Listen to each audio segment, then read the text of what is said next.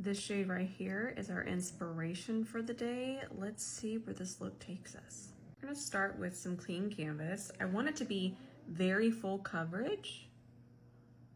So we're gonna use this. This is probably the most full coverage eyeshadow base I have. Just make sure it's nice and smoothed out.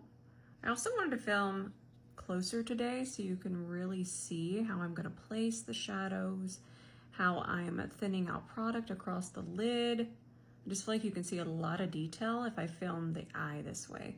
This is the Viseart Cool Mattes palette. I'm gonna start with that shade. Notice that I did pick up quite a bit of it. This is gonna be our transition shade.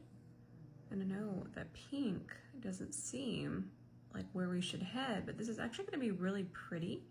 It's gonna have a lot of coolness to it. And it's gonna be a beautiful transition as we move on. But also notice that I'm pushing that and really pressing it into the eyeshadow base. It's gonna be a little hard for me to think right now because Gene Bean is absolutely honk shoeing and I just wanna crack up laughing. Picked up more of that pink. Listen to him. Oh, he's so cute. Okay, I picked up more of the pink and we're gonna pull it over this way, still pressing to really work it into that base. Grabbing this shade now, that's gonna go on top. We're kind of just tinting the pink. I feel like when we get mattes on our eyes, sometimes we forget we can layer them to kind of change and shift the color. So that is something to take note of. And think of the pink as a brightener. You know how we use pink powder to brighten things? And even though we're gonna add some darker shadows here, there's always gonna be that little bit of lift and brightening to the eye. Still using the E28, we're gonna grab that shade, but I grabbed it on the tip of the brush. That way I can kind of feel around for the socket here, going right under that bone. Kind of creepy, but I do feel that when I was told more of what to feel for instead of what to look for, it was a lot easier for me to then start to understand my eye shape. So just push that through here. I think I'll leave the center through here bare. We're gonna use this as our blur shade. So your blur shade is pretty close to your skin tone. It can be a little darker, a little lighter. I'm gonna start right here. Okay, I'm starting right here in the center. I'm gonna start by tapping, and then I'm gonna do some circular motions and blur all of this together. And I'm not gonna worry too much about this lid space here. We're gonna come back and put some sparkle there later, of course. But let's just start to really blur and melt everything together. And this is the E29, I'm gonna use that. It's really, really soft and it's not gonna disturb, but it is going to melt. Switching to the E27, it's just on one side. I'm gonna start to push this onto my lid, connect it in here, and I'm gonna grab more of that same shade. We're gonna do the same thing over here.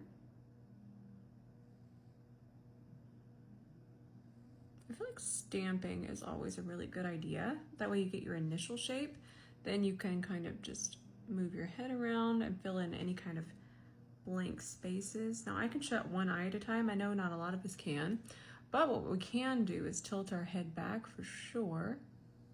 And then if you do have a little bit more of a hooded eye, the stamping at first really does make a difference, and then you could just kind of lift up very gently with another brush and then fill in gaps. Now I'm just going to take whatever base is still on the brush, transition these sides, smooth everything out that wasn't set, and this little bit of grip is going to enhance our shimmer. Now we're going to pick it up on this flat brush, and the reason why is because I want it to be very pigmented right in the center. That is exceptional. Wow, that's like so shiny. Ooh, I'm excited. Then we'll pick up just a little bit, and we're doing this on the fluffier brush because we want it less concentrated, and we'll just soften the edges over this way and soften the edges over this way, and a little bit through here. Then I'm gonna take this shade again, and I feel like anytime you can transition the lid space from the lighter back to the darker, it really makes a difference, and it even makes your shimmer in the center pop more. Then I'm gonna take just a little bit of the black. Notice I grabbed that in the center of the brush, and I'm just gonna push that really close to the lash line on both sides. What I like to do to clean up this type of glitter is, notice I have a little bit of translucent powder on here. That's gonna make sure that this is really nice and dry. And I'll first just kind of lightly dust off any excess. Then I take a fluffy brush, and notice how I'm going back inwards instead of spreading it out this way. I'll just keep doing this, and it does get off most of it. We're gonna do our Ardell 424s. This is probably one of my favorite drugstore lashes. I do want to show you really quickly. See how they're going to be a little bit flared? That's my favorite type of lash. But let's let them get a little bit acquainted. And these just have regular glue. I use Duo Line It Lash It, but I still place from the center.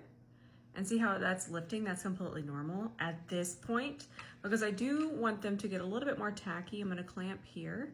Then I'll work over here, because I know that this is nice and set. And really what messes us up a lot of times with regular lash glue and lashes is they kind of just keep lifting and pulling back and forth. But see how easy that was? I'm gonna put black liner out here and in here.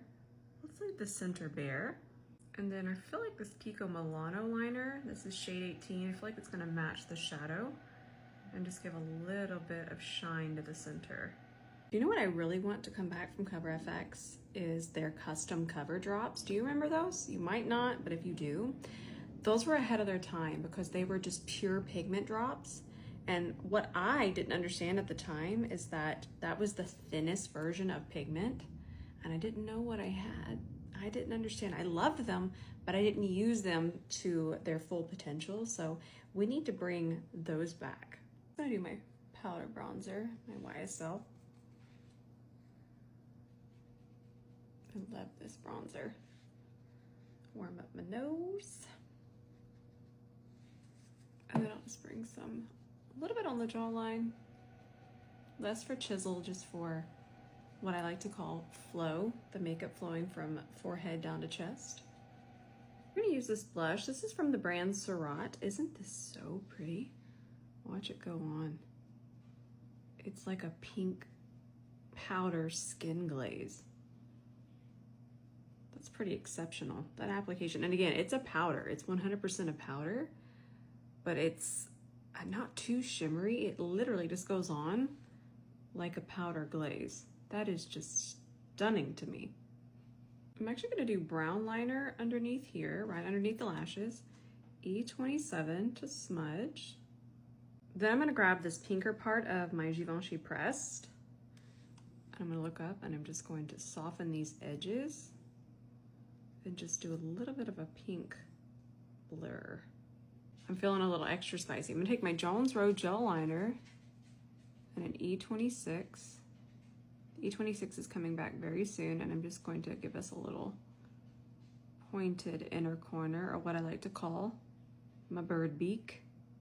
This color intrigues me, but it's gonna be a trust the process. Also, these are new from Charlotte Tilbury. Look how cute the packaging is. It reminds me of when I was a little girl. This color is called Kiss Talk. And you can see it's not quite as loud as it looks, but I do love this color.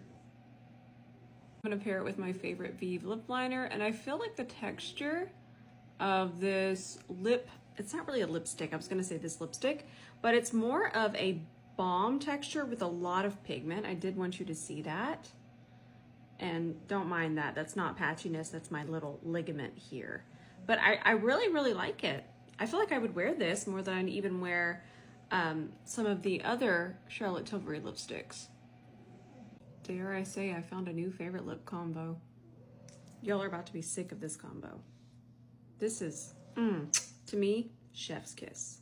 All right, my friends, this is our finished look. Eyeshadow, foundation, blush. This is a good makeup day to me.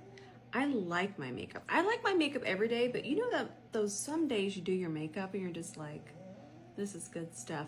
Gene cannot be bothered. He doesn't care. He's resting.